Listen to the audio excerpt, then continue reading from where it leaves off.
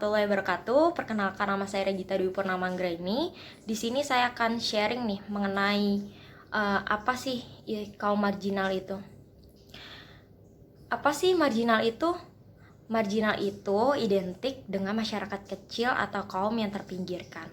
Jadi kaum marginal adalah masyarakat kelas bawah yang terpinggirkan dari kehidupan masyarakat. Apa saja sih contoh dari kaum marginal itu?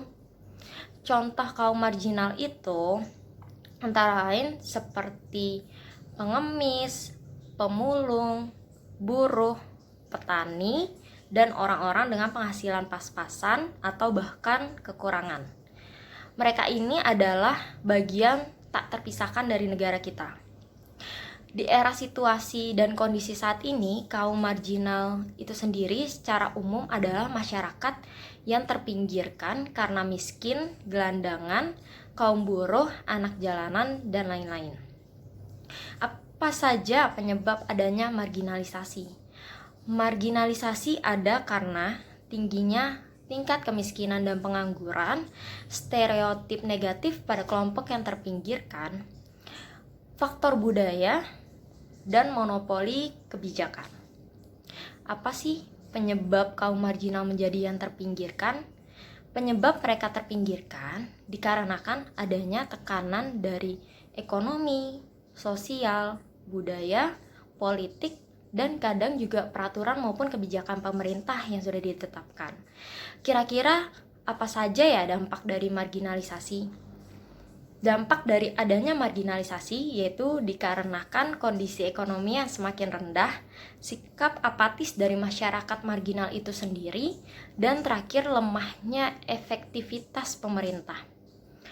Lalu bagaimana kelompok-kelompok terpinggirkan mendefinisikan dirinya? Bagi mereka, kelompok terpinggirkan itu mencangkup orang yang mengalami satu atau lebih dimensi penyingkiran, diskriminasi atau eksploitasi di dalam kehidupan sosial, ekonomi, dan politik kota. Sekalipun banyak yang mengalami kesulitan ekonomi dan hidup dalam gaya hidup yang paling sederhana, kalau kelompok-kelompok terpinggirkan itu senantiasa selalu menolak istilah miskin atau kemiskinan. Akan tetapi, kelompok marginal pada dasarnya memiliki ruang yang terbatas untuk dapat mengekspresikan suara, keinginan, harapan, komplain atas apa yang mereka alami dalam kehidupan sehari-hari. Ketidakberdayaan ini yang membuat kelompok marginal kurang paham keberadaan dan situasi mereka di lingkungan sekitar. Ketidakpahaman tersebut membuat mereka cenderung menerima begitu saja kondisinya karena menjadi dianggap lumrah saja terjadi adanya. Kira-kira kaum marginal tanggung jawab siapa ya? Jawabannya adalah tanggung jawab kita. Loh, dengan cara apa? Dengan cara santuni mereka yang membutuhkan, bukan karena kasihan, akan tetapi karena mereka adalah tanggung jawab kita. Hargai yang muda, hormati yang tua.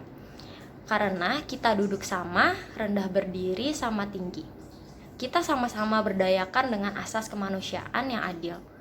Penyebab kemiskinan adalah lunturnya nilai kemanusiaan dalam diri kita. Kesimpulan mengenai kaum marginal yang sudah dijelaskan bahwa kita sebagai makhluk sosial harus senantiasa menyantuni orang-orang yang terpinggirkan dengan keadaan mereka yang tidak memungkinkan.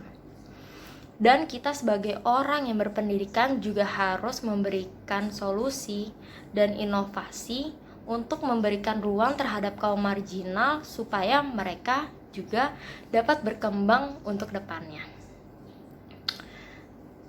Mungkin itu saja yang bisa aku share ke kalian mengenai apa sih kaum marginal itu. Semoga apa yang sudah dijelaskan dapat bermanfaat bagi kita dan membuka pikiran kita akan pandangan dari kaum marginal itu sendiri. Sekian, terima kasih. Wassalamualaikum warahmatullahi wabarakatuh.